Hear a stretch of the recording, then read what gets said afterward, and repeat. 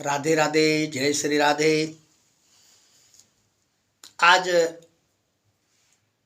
आप लोगों के समक्ष हम एक मानस की एक ऐसी चौपाई का वर्णन करने जा रहे हैं जिसे आप लोगों ने कई बार सुना होगा, देखा होगा, लेकिन उस चौपाई में इस तरह का वाक्य कहा गया है कि जिससे हम सभी लोग अभी तक भ्रमित हैं और ये भ्रम शायद हमारे समझ से हमेशा बना रहेगा, क्योंकि जो इस चौपाई के रचयिता हैं तुलसीदास जी महाराज अब आज वो बीच है नहीं, और वो महापुरुष की वाणी है। वो किस तरह से लिखे वो तो वही जाने, लेकिन हम लोग अपने अपने मन से उसका अर्थ लगाते रहते हैं। तो वह रामचरितमानस के लंका कांड के 60वें दोहे के बाद की चौपाई है। तो आइए उस चौपाई के विषय में जरा हम लोग विचार करें। वहाँ पर दो बातें भगवान श्री राम इस तरह की कहे हैं कि उन दोनों बातों को सुन करके आज तक जितने भी लोग हैं, हम सब लोग और बड़े बड़े विद्वान, बड़े बड़े महात्मा, संत आदि भी उसमें अरुझे हुए हैं। उसका सही क्या उसका उत्तर होना चाहिए अभी तक कोई समझ नहीं पाया है। अपने अपने मन से लोग अर्थ लगाते हैं। तो आइए हम भी उसका अपने मन से जो भी समझ हमारे आया है वो आप लोगों को अर्थ बताने की चेष्टा करेंगे। तो वह चौपाई क्या है? भगवान श्री राम कहते हैं, जब लक्ष्मण को शक्ति बाण लगा है, वो मूर्छित होकर पड़े हुए हैं। हर क्षण जितना समय बीत रहा है, मानवीय दृष्टि से भगवान व्यथित हो रहे हैं कि शायद सूर्योदय होने से पहले लक्ष्मण नहीं रहेंगे। तो आइए वह चौपाई क्या है? भगवान कहते हैं कि निज जननी के एक कुमारा, अतात तासु तुम प्राण यधारा। अब निज जननी के एक कुमारा, तात तासु तुम प्राण यधारा। इस चौपाई को हम सभी लोग सुन करके यही अर्थ लगाते हैं कि भगवान श्री राम ने लक्ष्मण जी के लिए कहा कि तुम अपनी माता के अकेले कुमार हो और उस माता के तुम प्राण आधार भी हो। तो इस चौपाई का हम लोग यही अर्थ लगाते हैं, लेकिन हमारी समझ से इस चौपाई का यह अर्थ नहीं होगा। शायद, पूर्णतया मैं नहीं कह रहा हूँ, शायद यही अर्थ हमारे समझ से होगा कि भगवान यह कह रहे हैं अपने लिए, भगवान अपने लिए कह रहे हैं कि निज के एक कुमारा, अतात तासु तुम प्राणय धारा। हे तात, मैं अपनी माता का अकेला पुत्र हूं। तुम तो अपनी माता के दो पुत्र हो, लक्ष्मण और शत्रु, सुमित्रा के दोनों पुत्र हैं, लेकिन मैं तो कौशल्या के अकेले पुत्र हूं। निज जननी के, अपने लिए के भगवान राम कह रहे हैं कि मैं अपनी माता का अकेला पुत्र हूं, निज जननी के एक कुमारा। हे तात, तासु तुम प्राण यधारा। उस राम के, अर्थात मेरे लिए, मैं जो अपनी माता का अकेला पुत्र हूं, उसके लिए तुम प्राण आधार हो और तुम आज इस तरह से वीर युद्ध भूमि में सो गए हो और उठ नहीं रहे हो। तो जरा विचार कीजिए कि अगर तुम उठोगे नहीं तो मैं जीवित कैसे रहूंगा। निज जन की एक कुमारा, अतात तासु तुम प्राण आधारा। हे तात, उसके तुम प्राण आधार हो। हमारे समझ से यही अर्थ भगवान यही विचार करके इस वाक्य की रचना तुलसीदास जी किए होंगे। भगवान ही यह वाक्य अपने लिए कहा होगा, न कि लक्ष्मण के लिए। और क्योंकि इस चौपाई की जो अर्धाली है, अंतिम अर्धाली, इस अर्धाली से यही स्पष्ट हो रहा है कि तात तासु तुम प्राण आधारा। अगर सुमित्रा के प्राणाधार रहे होते तो सुमित्रा ने यह क्यों कहा लक्ष्मण से कि मैं तुम्हारी माता नहीं हूं, तुम्हारे माता पिता तो सीताराम हैं। सीता तुम्हारी माता हैं और राम तुम्हारे पिता हैं, मैं तुम्हारी माता नहीं हूं। बड़े खुशी खुशी छुट्टी दे रही हैं अपने पुत्र लाने के लिए। तो प्राणधार अगर कोई रहा होता, लक्ष्मण रहे होते अपनी माता के प्राणधार, तो माता सुमित्रा अपने पुत्र लक्ष्मण को वन में राम के साथ नहीं भेजती। लेकिन लक्ष्मण को वन में राम के साथ जाने की जो अनुमति माता सुमित्रा दे रही हैं, इसलिए दे रही हैं कि तुम्हारे माता पिता तो राम और सीता हैं, तो राम सीता यदि आपके माता पिता हैं तो आप बन जाओ। ऐसा रामचरितमानस के आधार पर ही मैं बोल रहा हूं। अच्छा, एक बात और है, अगर यदि मान लीजिए, हो सकता है कि ऐसा न भी हो, भगवान राम लक्ष्मण के लिए ही ये बात बोले हों कि निज जननी के एक कुमारा तात तासु तुम प्राणाधार, यह भी हो सकता है। क्योंकि मैंने अभी आप लोगों को बताया कि इसका सही अर्थ क्या है, ये तो केवल गोस्वामी श्री तुलसीदास जी महाराज ही जान सकते हैं। हम लोग तो अपने मन से तीर तुक्का लगा रहे हैं। अब वो किस भाव से, किस तरह से, किस परिस्थिति में उस वाक्य की रचना या उस चौपाई की रचना तुलसीदास जी ने किया था, वो तो तुलसीदास जी जाने। अब आज तुलसीदास जी हैं नहीं, अगर रहे होते तो उनके पास जाकर के इसका समाधान हम लोग कर लेते, लेकिन अब समाधान करने के लिए वो है नहीं। और चूंकि एक बात और भी ध्यान से समझ लीजिए, तुलसीदास जी महाराज भगवत प्राप्त महापुरुष थे, संत थे। जो भगवत प्राप्ति कर लेता है उसका वाक्य क्या है, उसका अर्थ हम सब मायाबद्ध जीवों के समझ में नहीं आएगा। हम लोग तो मायाबद्ध हैं, माया से ग्रसित हैं। हम महापुरुषों के वाक्य को कैसे समझे? माने शास्त्रों में ऐसा वर्णन आया है कि ये शास्त्र जो है अर्थात वेद जो है यह बड़ा गंभीर है। वेदा ब्रह्मात्म विषया त्रिकांड विषयाय में अनंत पारम गंभीरम दुर्विग्राह्यम समुद्रवत।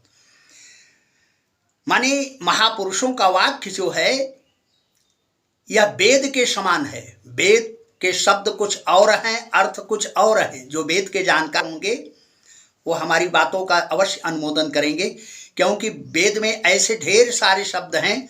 लिखा है आत्मा, लेकिन आत्मा का अर्थ वहां पर है परमात्मा से। लिखा है इंद्र, लेकिन अर्थ है श्री कृष्ण से। माने ऐसे ढेर सारे शब्द आए हैं जो कि लिखा है परमात्मा के लिए, लेकिन शब्द वहां कुछ और है। तो वेदा ब्रह्मात्म विषया, माने वेद जो है ब्रह्म के समान, अर्थात वेद जो है वह इस तरह से जैसे भगवान को कोई नहीं जान सकता, ठीक उसी तरह से वेद को भी जानना बहुत कठिन है, समझ में नहीं आता। तो जो वेद को पार करके वहां को प्राप्त कर लिया, परमात्मा को ही अपना अनुचर बना लिया, भगवान खुद कह रहे हैं कि मैं अनुब्रजाम में हम नित्यम पूये यत्यंग रेणुभी निरपेक्षम मुनिम शांतम निर्वैरम समधर्णम अनुब्रजाम में हम नित्यम पूये यत्यंग रेणुभी। भगवान कहते हैं जो माने महापुरुष बन चुका है, जो मुझे प्राप्त कर लिया है, निरपेक्ष है, किसी से कोई अपेक्षा नहीं। मुनिम शांतम, हमेशा आत्मा में शांत चित्त रहने वाला है। निर्वैरम, किसी से उसका वैर नहीं है। समदर्शनम, समदर्शी है, न कोई उसका मित्र है न कोई उसका शत्रु है। ऐसा जो संत महात्मा हो गए हैं, तो भगवान कहते हैं कि अनुब्रजाम में हम नित्यम, मैं उसके पीछे पीछे चलता हूं। क्यों चलते हैं प्रभु? उसकी रक्षा करने के लिए? नहीं नहीं नहीं, फिर क्यों चलते हैं? कहें रक्षा तो हमारी शक्ति सदा उनकी करती रहती है, मैं उनके पीछे इसलिए चलता हूं। अनुब्रजाम में हम, ब्रजाम में हम माने जाना, अनुब्रजाम में हम माने पीछे पीछे जाना। मैं उनके पीछे पीछे चलता हूं उन संत महात्माओं के। कहें क्यों? कहें पूये, पूये माने होने के लिए। अंघ्रि, अंघ्रि माने चरणों के, रेणु भी माने धूल, माने उनके चरणों की धूल उड़ करके मेरे ऊपर पड़े और मैं पवित्र हो जाऊं, इस कामना से उन संत महापुरुषों के मैं पीछे पीछे चलता हूं। अब जरा विचार कीजिए कि जिन महापुरुषों के पीछे भगवान चलते हैं, भगवान अनुचर हो जाते हैं, तो भगवान सर्वोपर हैं। लेकिन सर्वोपर भगवान के ऊपर यदि कोई है, तो अब ऐसे महापुरुषों की वाणी, उनका वाक्य, उनकी मुद्रा, ये हम लोगों के समझ में नहीं आएगा। श्री गौरांग महाप्रभु ने भी इसी बात का समर्थन किया है कि महापुरुषों का वाक्य, उनकी मुद्रा, उनका चलना फिरना, उठना बैठना, यह विज्ञ ना बूझे बड़े बड़े विद्वानों के भी समझ में नहीं आता, वो नहीं समझ पाते। विज्ञ ना बूझे, जो महापुरुष हो गए हैं उनकी चाल ढाल को कोई नहीं समझ सकता। तो अब ये तुलसीदास जी ने किस भाव से, किस तरह से उन्होंने यह लिखा, अब उनकी भाषा का अर्थ हम लोग लगा लें मायाबद्ध जीव, यह मुश्किल है, लेकिन अपना अपना तर्क तो हम लोग देते हैं। कहाँ तक तर्क सत्य होता है, हो सकता है वो सत्य भी हो, लेकिन सत्य है ही ऐसा हम लोग कह नहीं सकते। हम तो नहीं कह सकते, बाकी लोगों की मैं बात नहीं कर रहा हूँ, लेकिन मैं तो यह नहीं कह सकता कि यही सत्य है। लेकिन जहाँ तक मेरा अनुमान है कि तुलसीदास जी ने जो कहा कि निज जननी के एक कुमारा तास तुम प्राण आधारा, पहला तो इसलिए यह कहा है कि भगवान राम ने यह वाक्य अपने लिए कहा कि मैं अपनी माता का अकेला पुत्र हूँ, हे लक्ष्मण उसके तुम प्राणधार हो। अगर यदि यह वाक्य है ऐसा भी हो सकता है, लेकिन अगर यदि ऐसा नहीं है तो भगवान ने यह कहा होगा कि हे लक्ष्मण तुम अपनी माता के अकेले कुमार हो, अकेले पुत्र हो और उसके तुम प्राणधार हो। तो यह बात तो बिल्कुल गलत प्रतीत हो रही है। क्यों गलत प्रतीत हो रही कि लक्ष्मण तो दो भाई थे, भगवान राम अपनी माता कौशल्या के अकेले पुत्र थे, लेकिन लक्ष्मण सुमित्रा के दो पुत्र थे, लक्ष्मण और शत्रुघ्न। तो ये भगवान ऐसा क्यों कहा? अब आइए जरा इस पर फिर से विचार कर ले। इसके पहले भगवान ने लक्ष्मण से कहा था, बहुत पहले, इसके और बहुत पहले बोला, इसी प्रसंग में भगवान ने कहा कि अस विचारी झिय जागहु ताता, मिलहि न जगत सहोदर भ्राता। अब यहाँ इस चौपाई को जब हम पढ़ते हैं तो बड़े आश्चर्य में पड़ जाते हैं। आप लोग भी शायद पढ़ जाएंगे, मैं समझा रहा हूँ, जरा समझिए क्यों आश्चर्य में पढ़ना है। यहाँ पर भगवान करें कि अस विचार जिय जागहु ताता, मिलहि न जगत सहोदर भ्राता। अस विचार जिय जागहु ताता, यहाँ पर कार्य हो रहा है, माने ऐसा विचार करके आप जाग जाओ, यह तो कार्य हो गया। और हमारे यहाँ दार्शनिक शास्त्र कहते हैं कि बिना कारण के काज नहीं होते, पहले कारण होता है बाद में कार्य होता है। और यहाँ पर कार्य पहले हो रहा है कि अस विचारता। अब कारण बता रहे हैं, क्या कारण है? कि मिलहि न जगत सहोदर भ्राता, जगत में सहोदर पुत्र नहीं मिलते। अब यहाँ भी को चकरा देने वाली बात आ गई कि सहोदर कैसे हुए? भगवान राम और लक्ष्मण सहोदर तो नहीं है। सहोदर का अर्थ होता सह धन उदर, अर्थात एक उदर के साथ, अर्थात एक उदर से जब दो पुत्र पैदा हों तो उसे सहोदर भाई बोलते हैं, सहोदर कहते हैं। सहोदर का अर्थ ही होता है दो भाई, सहोदर, दोनों साथ में भाई हैं, सहोदर का अर्थ ही होता है भाई। लेकिन मिलहि न जगत सहोदर भी कह रहे हैं और भ्राता भी कह रहे हैं, मिलहि न जगत सहोदर भ्राता। और अगर सहोदर का हम यह अर्थ लगा लें यहाँ पर कि सहोदर माने एक साथ गर्भ से उत्पन्न होने वाले, भ्राता माने भाई, यह भी अर्थ ठीक है। तो जगत सहोदर भ्राता, अगर माने सब कुछ मिल सकता है लेकिन सहोदर भ्राता एक साथ जन्म होना मुश्किल है, इसलिए आप जाग जाओ, पहले काज और फिर कारण। तो भगवान राम ऐसा दोनों जगह, जो सदा सत्यवादी हैं, सदा सत्य बोलने वाले हैं, वह कैसे असत्य बोल रहे हैं? अब आइए इस पर थोड़ा सा विचार कर लें। भगवान असत्य नहीं बोल रहे हैं, भगवान प्रलापावस्था में है। ध्यान से मेरी बात समझिएगा। चिंतात्र जागरणोद्वेगो तानवम मलिनांगता, प्रलापो व्याधिरुन्मादो मोहो मृत्यु दशादश। माने चिंतात्र, सबसे पहले भगवान राम को लक्ष्मण के मूर्छित हो जाने पर उन्हें चिंता हुई, चिंतात्र। जागरणों, अब चिंता में वो रात भर जागते रहे, अर्धरात्रि गए कपि नहीं आयो, आधी रात हो गई और हनुमान जी भी आए नहीं संजीवनी बूटी लेकर के, तो जागरण हो रहा है। चिंता जागरण उद्वेगो, उद्वेग माने घबराहट। अब घबराहट भी हो रही है भगवान राम को मानवीय दृष्टि से। ध्यान से मेरी बात समझिएगा, भगवान को न कभी चिंता हो सकती है, न जागरण होगा, न घबराहट होगा, कुछ नहीं होगा। लेकिन भगवान नर लीला करते हुए उस समय दिखा रहे हैं कि मैं अपने भाई के लिए किस किस तरह से गुजर रहा हूं, कैसी स्थिति मेरी हो रही है। तो चिंता भी हो रहा है, जागरण हो रहा है, उद्वेग हो रहा है, माने घबराहट हो रही है। चिंता जागरण उद्वेगो तानवम, शरीर शिथिल हो गया है। तानवम माने दुर्बलता होती है, तो तानवम का मतलब शरीर का अस्त व्यस्त हो जाना, बाल बिखर गए हैं, किस परिस्थिति में है, वस्त्र किधर हो गया है, सब कुछ पता नहीं। तो तानवम मलिनांगता, अंग मलिन हो गया है, तेज समाप्त हो गया है। प्रलापो, और प्रलाप कर रहे हैं, भगवान प्रलाप कर रहे हैं। आयुर्वेद में एक प्रलाप ज्वर होता है। उस प्रलाप ज्वर में जब वह ज्वर होता है, तो जब वह ज्वर से पीड़ित कोई व्यक्ति है, रात में सो रहा है, दिन में सो रहा है, चाहे जब भी उसको यह प्रलाप ज्वर जब हो गया, तो वह किस तरह से प्रलाप करता है कि वो समझ ही नहीं पाता वो क्या बोल रहा है। उसे खुद न तो उसको पता रहता है कि वो क्या बोला, और जब बाद में उसको घंटे 2 घंटे 4 घंटे बाद जब होश आता है, अच्छी अवस्था में हो जाता है, तो उससे कहा जाता है कि आप ऐसा ऐसा बोल रहे थे, तो उसको ज्ञाते नहीं है, वो तो बेहोशी में बोला। ठीक उसी तरह से भगवान प्रलापावस्था में होने के कारण यह जो कह रहे हैं, पहले कार्य बता रहे हैं, फिर बाद में कारण आ रहा है। अस विचार जिय जागहु ताता, यह कार्य है, और कारण है कि मिलहि न जगत सहोदर भ्राता, यह कारण है।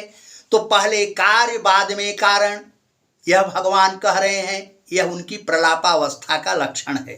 जैसे प्रलाप ज्वर होने पर कोई व्यक्ति कुछ भी बोल जाता है, उसे याद नहीं रहता, वह जान करके असत्य नहीं बोलता, या यहाँ पर भगवान जानबूझ करके असत्य भाषण नहीं कर रहे हैं, वह प्रलापावस्था में बोल रहे हैं, माने उनको होश नहीं है, कुछ भी बोले जा रहे हैं। तो पहले कार्य फिर कारण, और फिर यहाँ कह रहे हैं कि निज जननी के एक कुमारा तातता सुतम प्राण अधारा। अगर लक्ष्मण के लिए यह वाक्य कहे हैं यदि भगवान, तो इसलिए कहे होंगे कि वह प्रलापावस्था में है, उनको कुछ समझ में नहीं आ रहा है कि मैं क्या कहूं, क्या करूं, कैसे लक्ष्मण को जीवित कर लूं, कैसे बचा लूं। प्रलापावस्था में चले गए हैं। जैसे प्रलापावस्था का ज्वर जब किसी को होता है तो क्या बोल जाता है, उसी प्रलापावस्था में प्रभु श्री राम पहुंच चुके हैं इस समय पर। तो प्रभु अब इस जब स्थिति में इसको सिद्ध कैसे है, मैंने आपको बताया, चिंता त्रजा गरणोद्वेगो तानवम मलिनांगता प्रलापो आदि। अब वो शरीर में जब प्रलापावस्था आती है तो ये कब आती है, जब व्याध से आदमी पीड़ित रहता है। तो भगवान श्री राम अपने भाई के मूर्छित हो जाने से, उस मूर्छित अवस्था वाला जो दुख उन्हें मिल रहा है, उस दुख रूपी व्याधि से पीड़ित हैं। और क्यों पीड़ित हैं, कह प्रलापो व्याधि उन्मादो, उनको उन्माद जैसा हो गया है, पागल हो गए हैं भाई को जीवित करने के लिए। क्यों जीवित करने के लिए पागल हो गए हैं, कह मोह के कारण। ध्यान से मेरी बात समझिएगा। मोह माने मृत्यु की 10 अवस्थाएं होती हैं। पहला होता है चिंता, दूसरा जागरण, तीसरा उद्वेग माने घबराहट, चिंता जागरण उद्वेगो तानवम, शरीर का दुबला पतला हो जाना, मलिनांगता, अंग का मलिन हो जाना, तानवम मलिनांगता, प्रलापो, प्रलापावस्था में आ जाना, 6वीं अवस्था है। व्याधि, व्याधि का हो जाना, रोग का हो जाना, उन्मादो, पागलपन हो जाना, मोहो, और इस सब मोह के कारण होता है। मोह सकल व्याधिन कर मूला, अतिन्हते पुण्य उपजय बहुसूला। तो यही मोह जो है भगवान का, श्री राम भगवान का लक्ष्मण के प्रति, अपने भाई के प्रति, इसी मोह के कारण ये सारी स्थितियां उत्पन्न हुई हैं। और इसके बाद क्या होता है, मृत्यु दशा 10, ये 10 दशाएं होती हैं। चिंता त्रिजागरणोद्वेगो तानवम मलिनांगता प्रलापो व्याधिरुन्मादो मोहो मृत्यु दशादश। तो भगवान ने जो यहाँ पर मैं 2 चौपाई का वर्णन आप लोगों के साथ किया कि निज जननी के एक कुमारा तात तासु तुम प्राण अधारा, यह वाक्य भी भगवान श्री राम ने इसीलिए कहा कि भगवान प्रलापावस्था में हैं, उनको यह पता ही नहीं चल रहा है कि मैं अपनी माता का अकेला पुत्र हूं। लक्ष्मण तो 2 हैं, 2 भाई हैं वो, और या तो हमारी समझ से तो भगवान राम अपने लिए कहे होंगे कि निज जननी के एक कुमारा, मैं अपनी माता का अकेला पुत्र हूं, और हे तात तुम उस राम के, उस अकेले पुत्र जो अपनी माता के हैं राम, उनके तुम प्राणधार हो, और यदि तुम यहाँ पर ऐसे सोए रहोगे, नहीं उठोगे, रणभूमि में मुझे छोड़कर चले जाओगे, तो मैं भी नहीं बच पाऊंगा, मेरे भी प्राण नहीं बचेंगे। तुम्हारे माँ को तो एक बेटा और है शत्रुघ्न, लेकिन मेरी माता के तो मैं अकेला हूं। तो इसलिए भगवान यहाँ कहे होंगे कि निज जननी के एक कुमारा और तात तास तुम प्राण धारा। यह भी हो सकता है, लेकिन अगर भगवान अपने लिए न कह करके लक्ष्मण के लिए कहे होंगे तो निश्चित है कि वह प्रलापावस्था के कारण कहे होंगे, क्योंकि इसके पहले भगवान ने सबसे पहले काज कहा, उसके बाद कारण बताया कि अस विचार जिय जागहु ताता। कहें क्या विचार करके जागो, कार्य पहले हो रहा है कि उठ जाओ जाग जाओ, क्या विचार करके। अब कारण बता रहे हैं कि मिलहि न जगत सहोदर भ्राता। तो कारण बाद में बता रहे हैं और काज पहले बता दे रहे हैं, जबकि हमारे दर्शन शास्त्र का नियम है कि बिना कारण के काज नहीं होते। अब हमें प्यास लगी है, हम पानी पीना चाहते हैं। पानी आप क्यों पीना चाहते हैं? हम पानी क्यों पीना चाहते हैं? क्योंकि प्यास लगी है। प्यास क्या हो गया? कारण।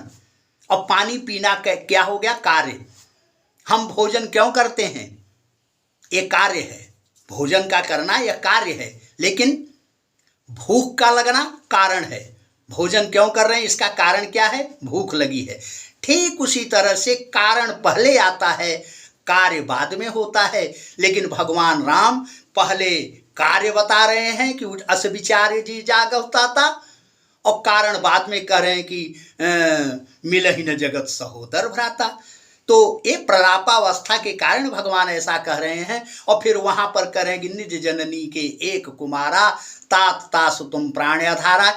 हे तात, तुम अपनी माता के अकेले कुमार हो, इसलिए तुम उठ जाओ। तो कहने का तात्पर्य है कि भगवान श्री राम अपने लिए यह वाक्य नहीं कह रहे हैं, यह लक्ष्मण के लिए कह रहे हैं। यदि तो इस तरह से ही कह रहे हैं कि अस विचार जिय जागहु ताता, मिलहि न जगत सहोदर भ्राता। तो ये सहोदर भ्राता भगवान के कहने का असली अर्थ यही हो गया कि भगवान प्रलापावस्था में थे। क्योंकि आगे तुलसीदास जी कह रहे हैं कि भगवान, माने इस बात का तुलसीदास जी समर्थन कर रहे हैं कि प्रभु प्रलाप सुनिकान विकल भये बानर निकर, आई गए हनुमान जिम करुणाम वीर रस। माने प्रभु प्रलाप सुनिकान, यहां सिद्ध हो गया कि भगवान किस अवस्था में थे? प्रलापावस्था में। प्रभु प्रलाप सुनिकान विकल भये बानर निकर, निकर माने समूह, बानरों का समूह, सब के सब माने विकल हो गए कि अरे हमारे स्वामी ही ऐसा जो सारे संसार को बल देने वाले, वही जब निर्बल हो गए तो अब क्या किया जाए। तो ये प्रलापावस्था जो है भगवान की थी। इसी प्रलापावस्था में होने के कारण यदि भगवान ने ऐसा कहा होगा तो इसी कारण से कहा होगा मेरी समझ से। और फिर इसी तरह का कोई और दूसरा प्रसंग होगा तो आपको बताएंगे। जय श्री राधे।